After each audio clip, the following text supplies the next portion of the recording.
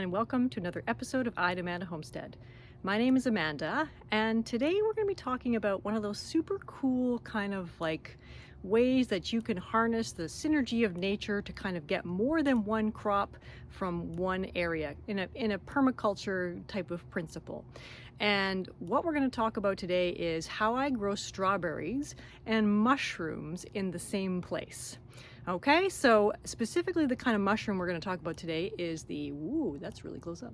It's the Winecap mushroom, all right, which gets its name from this kind of, you can see that, this dark red cap, all right? Very, very cool, beautiful, tasty mushroom.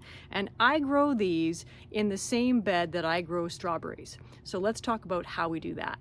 So it's the fall here in Ontario, in Canada, and my garden is kind of not quite done for the season, but we're getting there. We're getting there. So things are kind of getting cooler. So here's my strawberry patch. I got 3 nice rows. And what we're using for these strawberries is a principle from a fellow who does the Back to Eden gardening.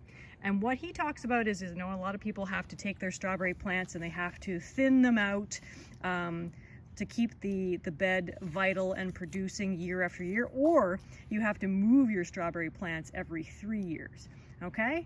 But I don't do any of that. What I do is every year, as the strawberries are in the fall when they're going dormant, I cover them with a layer of hardwood mulch. This is a bit bigger than what I might choose to use, but that was what was available. Okay, so this is maple mulch, but it's hardwood mulch, and hardwood is important, okay? And you just cover them enough so that it kind of pushes down on the plants and you can't see any of the leaves, and that's it. That's all you need to do. And then what happens is in the spring, the weaker, older plants don't have the energy to come up through the mulch and they die. And only the strong, young seedlings will come up then. And the older plants will then obviously decay and they become food and fertilizer for the remaining plants. And so, and it works, which is great. In that way you have an ongoing production of strawberries in your garden without having to move them, without having to thin them. So that's super, super awesome. You may be asking yourself, well, where do the mushrooms come in? Good question. Okay, so here we have a close-up of my strawberries. And if we look at some of this mulch, coming down here, you can see well enough, it's covered in mycelium, or fungal kind of threads of fungus down here. So what's happening is that mycelium or fungal kind of spores have gotten in here and they're digesting the hardwood, which is great because it adds a whole bunch of organic life to this bed, which makes for healthier soil.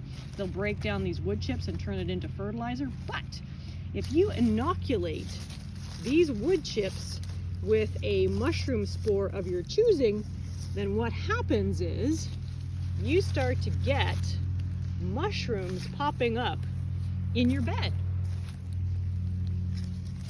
There you can see them. They're right there. Right beside it is another one. And these are Winecap mushrooms.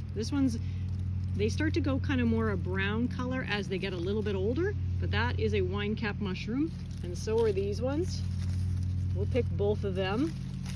Now, obviously, if you put spores of mushrooms into your bed, you need to make sure that you know how to identify them because it's going to be other things that want to grow in this bed as well, right? So you may get other mushrooms in there, so make sure you know what you're looking for. But these ones are pretty distinctive, right? And they're really big. You can see why they call them garden giants. All right, so let's go around and we'll pick the mushrooms and we'll show you how much we get.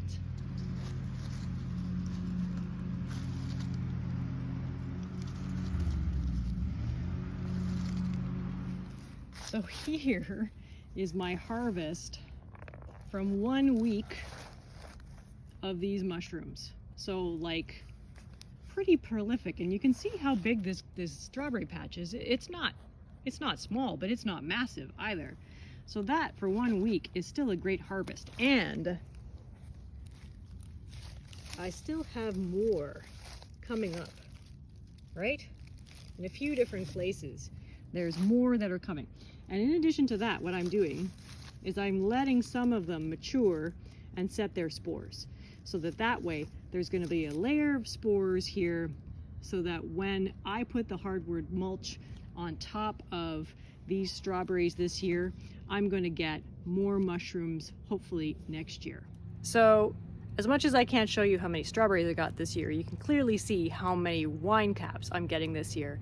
And this is about my third flush, so they're still coming strong.